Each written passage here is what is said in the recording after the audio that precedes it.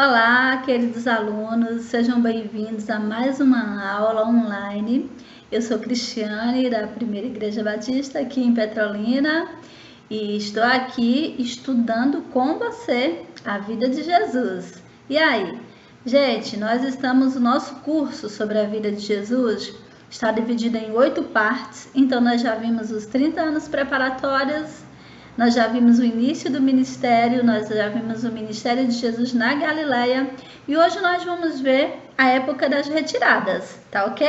E aí eu quero ver com você, pensar um pouquinho, você pode dizer, Cris, mas o que é a época das retiradas? Tá, o que foi que aconteceu? Nós temos aí um tempo para falar sobre isso. Fica comigo, tá? Não deixa de participar da nossa aula, pega a sua Bíblia, porque nós vamos usar bastante a nossa Bíblia, então gostaria que você pudesse ler junto comigo os textos bíblicos, como funciona a nossa aula, tá? Eu trarei o contexto de tudo que aconteceu nessa época das retiradas, tá? E você acompanha comigo na sua Bíblia, tá bom? Então vamos lá? Vamos estudar a palavra do Senhor? A época das retiradas, nós estaremos com 9 acontecimentos. Na realidade, nós tivemos mais acontecimentos, mas aí eu fiz um resumo do que achei bem mais interessante. Então, a gente vai ver a primeira multiplicação dos pães e peixes. Nós vamos ver Jesus lá em Genezaré, realizando várias curas. Nós vamos ver Jesus curando a filha da mulher fenícia. Vocês lembram dessa história? Muito legal, a gente vai poder ver hoje nessa aula. A segunda multiplicação de pães e peixes, Jesus lá em Dalmanuta teve muita oposição com os fariseus, líderes religiosos. Em Cesareia, Pedro confessa quem é Jesus de fato. Em Cafarnaum, a gente vai ver os discípulos aí discutindo sobre quem é o maior no reino de Deus. Nós temos o momento da transfiguração e temos o último momento, que é a renúncia. Para seguir Jesus, precisa renunciar. Bom, gente, é isso que a gente vai ver nessa aula de hoje. E aí, vamos lá?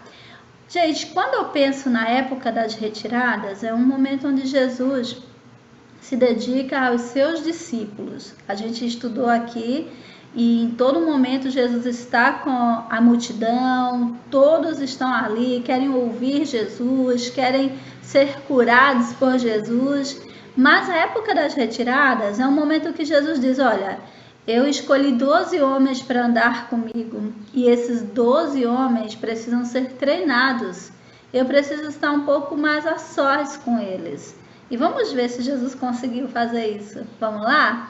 Marcos, capítulo 6, versículo 30 a 44. Gostaria que você pudesse pausar aí a tela e ler comigo aí esse texto, tá? Você vai ler em casa e eu vou ler alguns versículos apenas aqui, tá bom? E tomando ele os 5 pães e os 2 peixes, levantou os olhos ao céu, abençoou e partiu os pães e deu aos seus discípulos para que os pusessem diante deles. Gente, aqui nós temos a primeira multiplicação dos pães e peixes, né? Jesus estava em Betsaida. A época das retiradas é um momento que Jesus quer sair para lugares mais afastados da Galileia para ensinar os seus discípulos, pois os discípulos eles teriam a missão de dar continuidade ao ministério de Jesus. Então Jesus queria estar mais tempo a sós com eles. Então Jesus vai para Betsaida, tá? Betsaida fica mais distante, um lugar mais sossegado. E quando ele chega em Betsaida, né, a multidão acompanhou Jesus. Quando ele viu, a multidão começou a ver que Jesus subia no barquinho, ele e seus discípulos. Gente, uma multidão começou a andar a pé mesmo, sabe? Conseguiram chegar primeiro que Jesus lá em Betsaida. A gente vai ver o contexto, dá uns 8 quilômetros de onde Jesus estava para Betsaida, e a turma andou 8 quilômetros para ouvir Jesus, para ficar um pouquinho com ele. Que privilégio essas pessoas tiveram. Se eu estivesse nessa época, eu também faria a mesma coisa. Eu queria estar ao lado de Jesus, poder ouvir ele ensinar.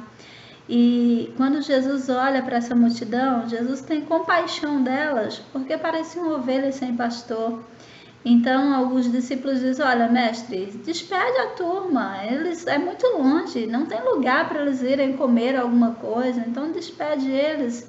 Eles já estão há horas e horas ali, ouvindo a voz do mestre. E aí Jesus disse, olha, dá-lhe voz de comer. E os discípulos ficam aperreados, que vão dizer, Senhor, não tem condição da gente dar gente demais. O texto nos diz, queridos, que 5.000 homens foram alimentados, sem contar com crianças e com mulheres. Então, é uma multidão, tá? Então, tinha ali um rapaz com 5 pães e 2 peixinhos, e esses 5 pães e 2 peixes são multiplicados por Jesus, e as pessoas ali em Betsaida conseguem ver um Jesus que ensina, mas um Jesus que se compadece da fome e dos detalhes da vida das pessoas que estão ao seu redor. É muito legal ver esse texto, porque eu fico vendo, puxa, Jesus tinha um plano. Quando Jesus vai para Betsaida com os discípulos, Jesus vai para lá para conversar com eles, para gastar tempo com eles.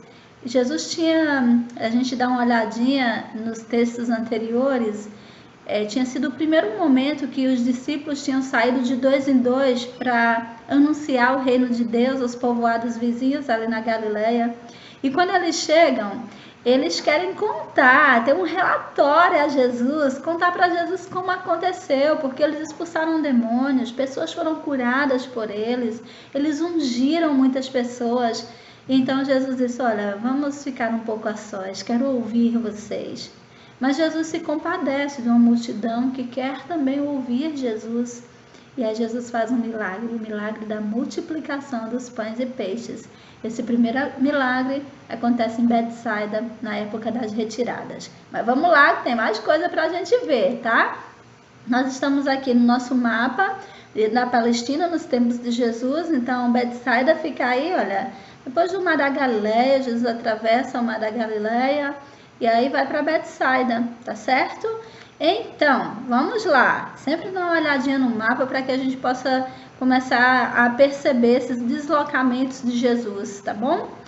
Aqui nós temos uma imagem de Jesus, uma imagem legal da gente ver, puxa, que legal, eu queria estar aí, eu queria estar nesse local, poder fazer parte dessa multidão, mas hoje eu faço parte do corpo de Cristo, sou discípula dele. E você? Hoje você também pode falar, Cris, olha, eu não estive lá, mas eu tenho visto o milagre de Jesus todos os dias na minha vida, né? Isso é bom demais. Bom, gente, ainda na época das retiradas, então Jesus ele sai de Betsaida e ele vai para Genezaré, tá? Genezaré, até eu coloquei essa imagem aí para que vocês lembrem. Genezaré faz parte de Decápolis, aquelas 10 cidades que ficam ao lado ali do Mar da Galileia. Vocês lembram do que aconteceu? Jesus um dia vai lá e tem um endemoniado, e esse endemoniado, ninguém consegue segurar ele, ele anda despido, ele anda se cortando. Um dia Jesus chega lá e Jesus cura e expulsa todos os demônios desse homem. E esse homem agora está sentado ao lado de Jesus, e o texto diz em perfeito juízo. A turma de Genezaré ficou meio chateada porque os demônios, né, Jesus permitiu que todos eles entrassem numa manada de porcos que estava passando por ali. Então os cuidadores de porcos não olharam para o milagre que Jesus fez. Eles simplesmente pensaram num prejuízo terreno que eles tiveram, porque todos os porcos morreram. Então eles ficaram indignados com Jesus, e a turma manda Jesus embora. Vai-se embora daqui, Jesus. E aí nós temos um outro momento aqui em Genezaré que as pessoas não mandaram Jesus ir embora, tá? Depois de atravessarem o mar, chegaram a Genezaré, levaram o barco até as margens e desceram. As pessoas reconheceram Jesus assim que o viram. Sabe o que aconteceu agora aí dessa vez? As pessoas reconhecem Jesus. Marcos 6, 53 a 56, você pode dar uma lidinha nesse texto. E é muito legal, porque a primeira vez que Jesus chega a Genezaré, lá em Decápolis, ele é expulso pelas pessoas porque ele curou um endemoniado e os porcos morreram. A turma não estava preocupada com esse endemoniado, eles ficaram preocupados porque como que Jesus permite que os demônios vá tudo e mata nossos porcos. Mas agora a turma começou a olhar, puxa, Jesus fez um milagre na vida daquele homem. E Ele pode também fazer um milagre na minha vida. Quando Jesus chega em Genezaré, a turma toda traz os seus doentes. Sabe, aquelas pessoas que estão em casa, acamadas, levam. E o texto diz que Jesus a todos curou. Bom, gente, esse é o momento que a gente pode ver a maravilhosa compaixão do Filho de Deus aqui nessa terra. Ele estava tentando estar sós com os discípulos, mas em nenhum momento ele revidou e ele deixou de amar e cuidar de pessoas, de curar pessoas, de estar perto delas, de suprir suas necessidades físicas, emocionais, espirituais. Esse é o Jesus que eu sigo, esse é o Jesus que você também segue, um Jesus que está atento à nossa dor e ao nosso sofrimento. Aí está, né, a gente tem aí Gadara, né, foi onde Jesus expulsou o demônio daquele rapaz, naquela legião de demônios, tá? Aqui nós temos Decápolis, então Gadara, Gerasa, Genezaré, são as cidades que estão aí na região de Decápolis, tá bom? E foi aí que Jesus chega, tentando se afastar um pouquinho da Galileia, mas mesmo assim as pessoas ainda estão perto dele e querem ser curadas. A gente está aí nesse momento, foi o primeiro momento que Jesus esteve lá em Decápolis, tá bom? E aí Jesus liberta esse homem que está se cortando, que anda despido. Esse é o primeiro momento de Jesus em Decápolis. Ok, gente, continuando na época das retiradas, nós temos aqui agora Jesus lá em Tiro. Vocês lembram? Lá em Tiro e Sidom, Marcos 7, 24 a 37. Lê esse texto aí, você vai gostar muito. E levantando-se dali, foi para os termos de Tiro e Sidom. Uma mulher cuja filha tinha um espírito imundo, ouvindo falar dele, foi e lançou-se aos seus pés. Mateus vai nos falar que a mulher ela começa a gritar enquanto ela vê Jesus e os discípulos, e ela começa a gritar e pedir socorro a Jesus, o filho de Davi, Jesus, o filho de Deus. E os discípulos pedem para essa mulher, sabe, parar de falar, não incomoda o mestre. Naquela época, um mestre, um rabino, não podia ter contato com mulher. E essa mulher está quebrando um paradigma aí, ela está atrás de Jesus porque ela tem um bem maior. Ela tem uma filha que está em casa endemoniada. Os discípulos não conseguiram compreender isso. Os discípulos não conseguiram compreender a dor daquela mulher. Mas Jesus compreendeu a dor daquela mulher. Você vai ler o texto e você vai dizer, Cris, mas Jesus não foi um pouco grosso com aquela mulher? Porque Jesus vai falar para a mulher, olha, eu não vim para curar vocês, eu vim primeiro para o meu povo, para os judeus, tá? Não pode, não é possível que a gente tire o pão dos nossos filhos e lance aos cães. Então, era um termo comum porque os gentios eram chamados de cães ali, então era um termo onde as pessoas já conheciam. E Jesus está falando esse mesmo termo para a mulher. E talvez você diga, Cris, mas Jesus foi grosso demais com aquela mulher. Querido, Jesus só queria que aquela mulher de fato se rendesse a ele. A ideia de Jesus aqui não é menosprezar aquela mulher, mas é que aquela mulher não corra para Jesus apenas por um milagre. Jesus não quer estar na nossa vida ou fazer parte da nossa vida só quando a gente está com necessidade, só quando a gente tem algo que Ele precisa resolver na nossa vida. Jesus deseja que eu e você tenhamos um relacionamento com Ele todos os dias. E quando Jesus fala dessa forma mais grosseira com a mulher, Jesus só quer de fato saber se ela de fato quer um relacionamento com Ele ou se ela simplesmente com orgulho vai embora. E aquela mulher, ao ouvir isso de Jesus, ela diz, Senhor, mas até os cães comem das sobras que caem da mesa do seu Senhor. E quando Jesus ouve isso, Jesus disse, que boa palavra você me deu, filha. Vai para casa, a sua filha já está curada.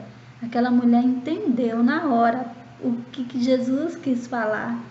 E ela quis dizer assim, Senhor, eu não sou judia, eu não sou do teu povo, sabe? Mas me deixa comer um pouquinho da sobra, eu quero só a sobra, eu não quero fazer parte, sentar na mesa, eu quero comer a sobra, tá? Eu me contento com a sobra. E Jesus vê a humildade daquela mulher e Jesus realiza um milagre curando a sua filha.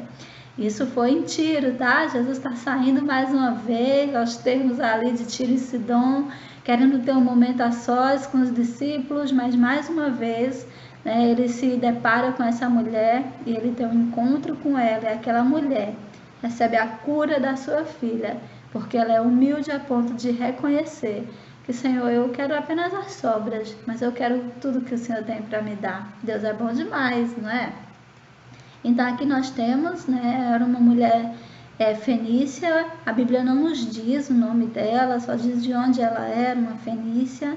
Aí Jesus já tinha subido um pouquinho aí mais, né, tá na Galiléia, ele vai lá para Tiro e Sidom, ele quer estar um tempo a sós, de fato, com os discípulos, andando um pouco com eles, conversando com eles, muito interessante, tá? E aí a gente vê um pouquinho da analogia que Jesus acabou de fazer com os judeus e os cães, tá? E aí, agora Jesus volta para Galiléia. De Tiro e Sidom, ele de novo volta para Galiléia e ordenou à multidão que se assentasse no chão. E tomando os 7 pães e tendo dado graças, partiu-os e deu aos seus discípulos para que os pusessem diante deles, e puseram-nos diante da multidão.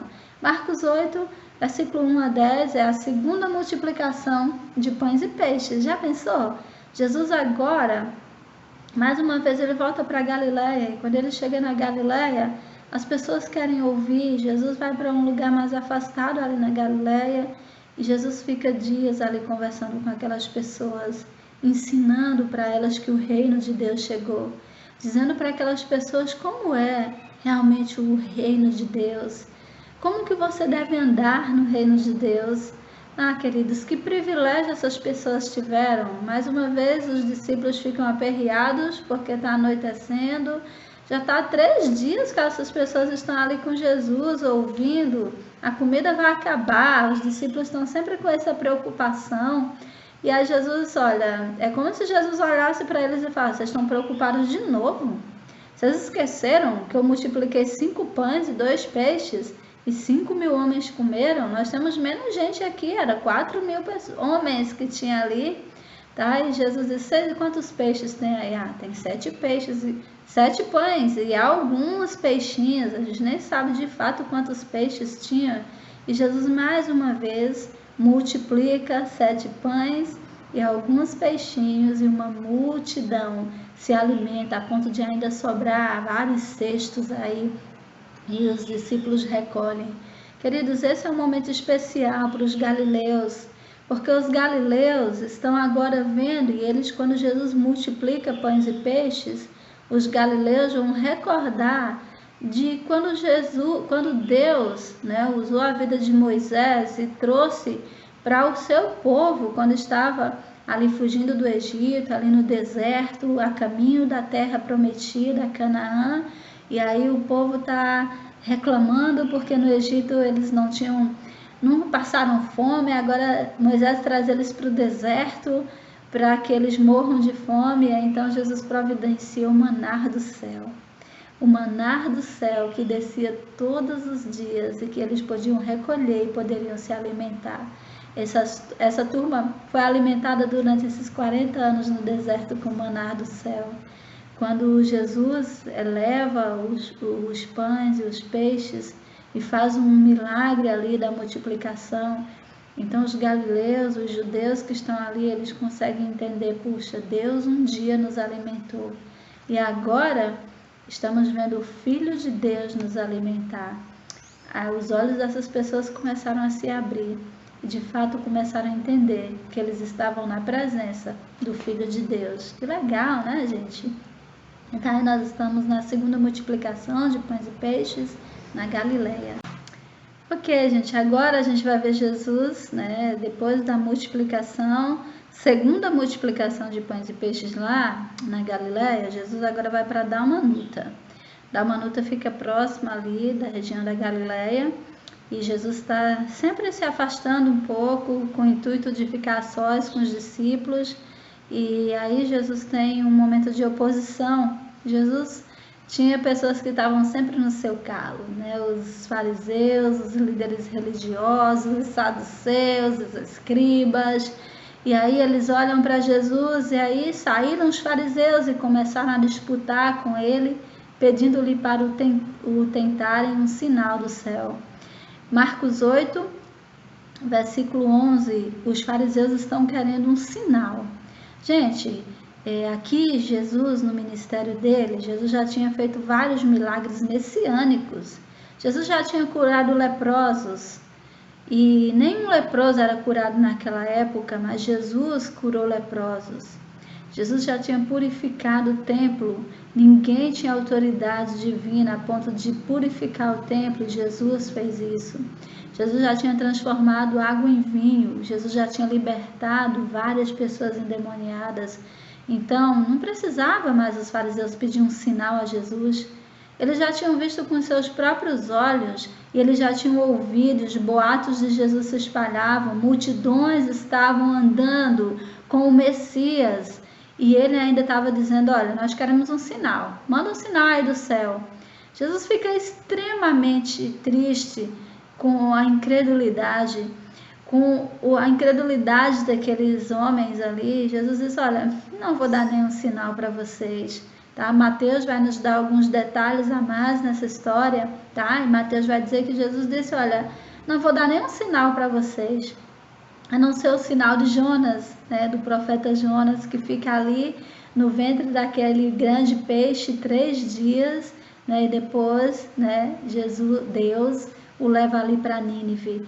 E Jesus estava dando esse sinal, dizendo, olha, vocês vão me matar, eu serei crucificado, mas ao 3º dia eu vou ressuscitar.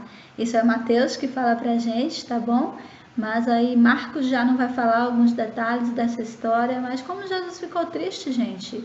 Ele estava ali querendo estar sós com os discípulos, ensinar os discípulos, fortalecer os discípulos, e aí vem toda essa oposição, vem homens que já viram todos os sinais de Jesus, ainda pedir mais um sinal. É muita incredulidade. Que coisa, hein? Nós não podemos entender isso. Quando eu olho para a situação de Jesus ali, eu fico muito triste porque foram os líderes religiosos que não acreditaram em Jesus. Foram os escribas que conheciam a lei, capa a capa, vírgula por vírgula, que rejeitaram Jesus.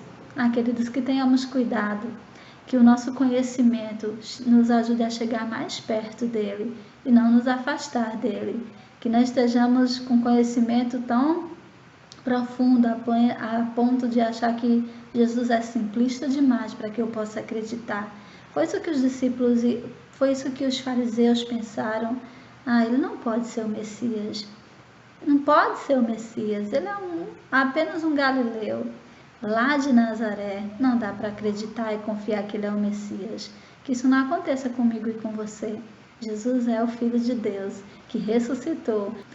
Ok, gente, já estamos quase encerrando nossa aula, mas nós estamos agora, Jesus, ele sai de Dalmanuta, fica em Cesareia. Em Cesareia de Filipe, Jesus começa a fazer algumas perguntas para os discípulos, e a pergunta de Jesus, ele vai falar, olha, quem as pessoas dizem que eu sou?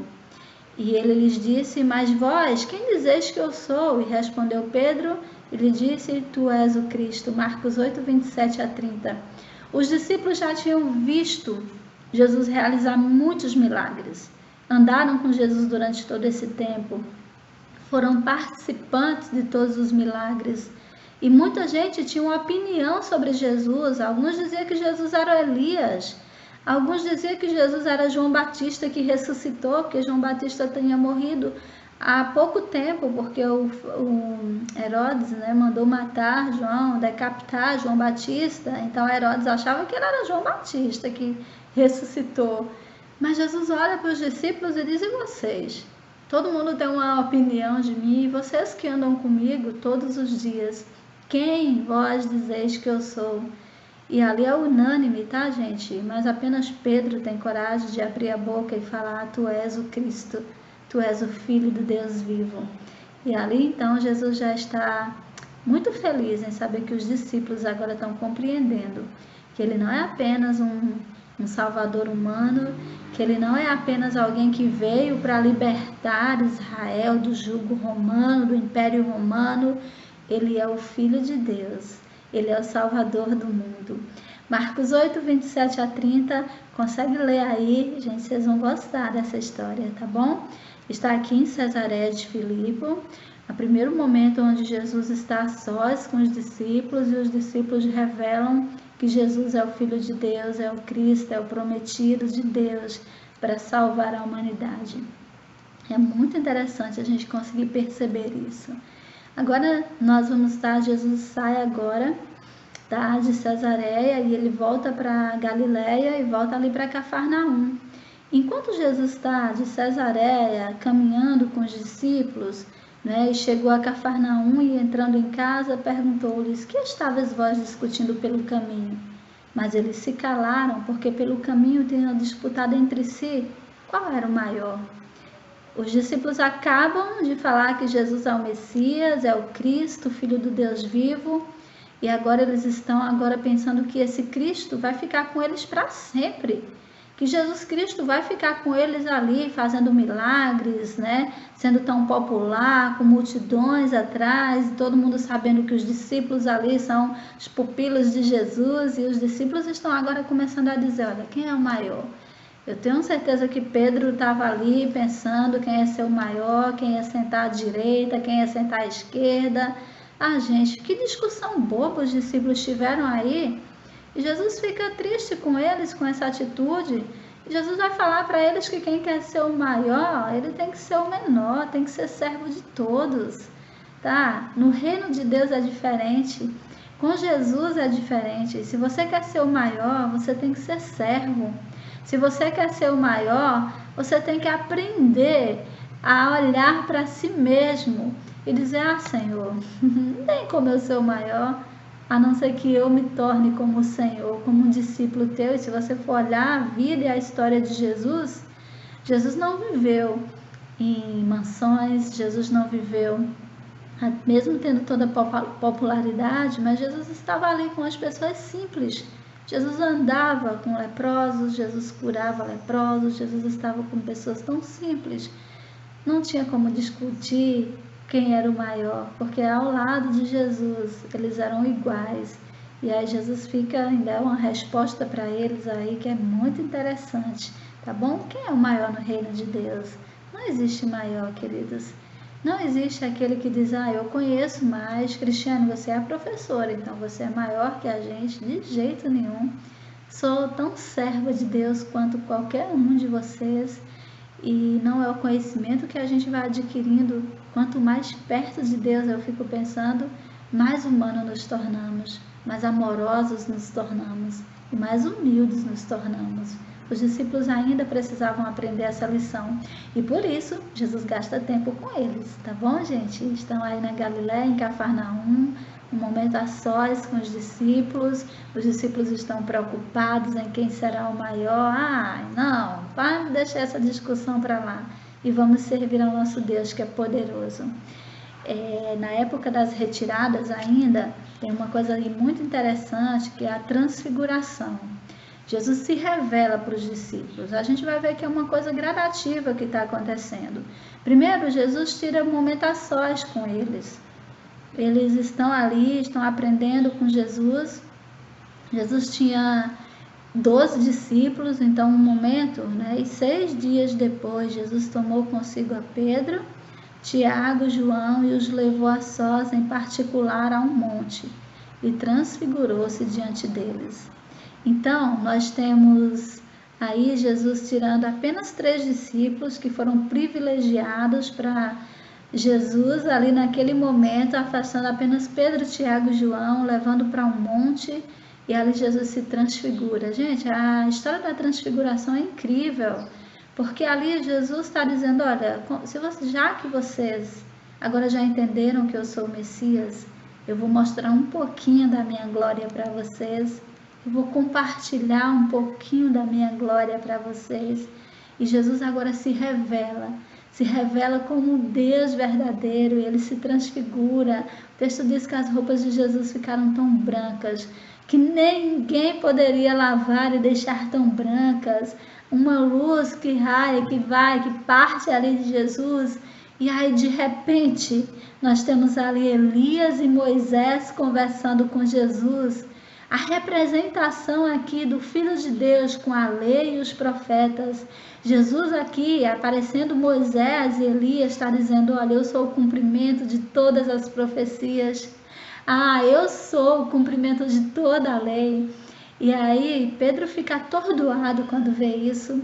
Tiago e João nem se fala, e Pedro, sem saber o que falar, diz, Senhor, tá bom demais aqui. É muita glória, como é bom estar aqui. Construamos 3 tendas, uma para o Senhor, uma para Moisés e uma para Elias. Enquanto Pedro falava, gente, uma voz do céu dizendo, esse é o meu filho, a ele ouvir. Eles puderam ouvir a voz audível do próprio Deus.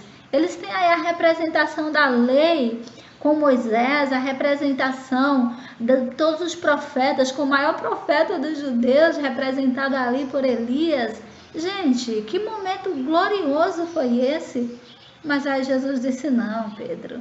Em um momento, quando Pedro está falando, os profetas, o Elias desaparece, Jesus volta ao normal e agora eles precisam descer do monte. Queridos, Deus deseja que eu e você tenhamos esses momentos de glória, sim. Foi um momento privilegiado ali para o Pedro, para o Tiago e para o João, onde Jesus está se transfigurando e dizendo de fato quem ele é. Que legal, isso acontece na época das retiradas, tá bom? É algo que os discípulos com certeza nunca esqueceram. É muito legal porque o texto nos fala que Jesus vai dizer para eles, olha, não conta isso para ninguém. E de fato eles não contaram para ninguém, tá? E aí é muito legal quando você vê o restante da história. Eles descem do monte, e quando eles descem do monte tem uma confusão ali, porque tem um rapaz endemoniado, ninguém consegue libertar esse rapaz. É uma confusão, mas eles puderam contemplar a glória de Deus naquele momento. A gente está quase encerrando a nossa aula, tá? E a gente vai mais uma vez, né? Jesus ali ainda em Cafarnaum também, Marcos 8:34, e chamando a si a multidão com os seus discípulos, disse-lhes, se alguém quiser vir após mim, negue-se a si mesmo, tome a sua cruz e siga-me.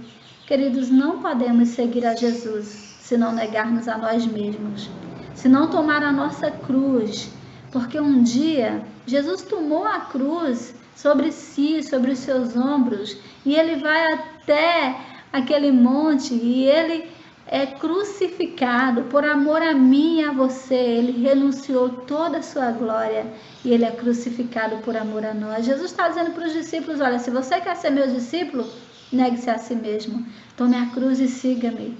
Sabe, me segue aqui porque eu estou indo para a cruz. Queridos, um dia Jesus, o Filho de Deus, morreu por mim e por você. E se nós queremos ser discípulos deles, nós também precisamos morrer para as nossas vontades e começar a viver para Ele. Tomar a cruz e seguir Jesus significa dizer, Senhor, nada mais me satisfaz nesse mundo. Tudo que eu tenho é teu, a minha vida é tua, o meu dinheiro, todos os meus bens, a minha família é tua, o Senhor está no topo das minhas prioridades. Eu quero te seguir e tudo que o Senhor pedir de mim eu farei. Isso significa morrer para mim mesmo, para as minhas vontades e viver para Deus. Bom, gente, isso aqui é a época das retiradas, tá? Foi um momento onde Jesus se revela ali para os discípulos na transfiguração, onde os discípulos declaram que Jesus é o Filho de Deus, o Messias, onde os discípulos podem ver Jesus fazer milagres como a multiplicação dos pães, ainda curando muitas pessoas, tendo compaixão de uma mulher ali em Tiro e Sidom. Gente, foi um período muito edificante para a vida dos discípulos. E encerra aí, Jesus falando, vocês querem ser meus discípulos, está tudo muito bom, vocês já me viram, né, glorificado ali, Pedro, Tiago e João, vocês já viram tantas coisas, mas olha, seguir a Jesus significa morrer para você mesmo, sabe, o oba-oba, aquele negócio que a gente vai seguir a Jesus e a nossa vida vai mudar e agora nada mais vai acontecer de ruim na nossa vida e eu vou seguir a Jesus indo para a igreja, mas dentro de mim eu vou fazer as mesmas coisas que eu fazia antes. Não, queridos. Quando Jesus transforma a nossa vida, Ele transforma de verdade. Agora, o Espírito Santo de Deus, a terceira pessoa da Trindade, habita dentro de você.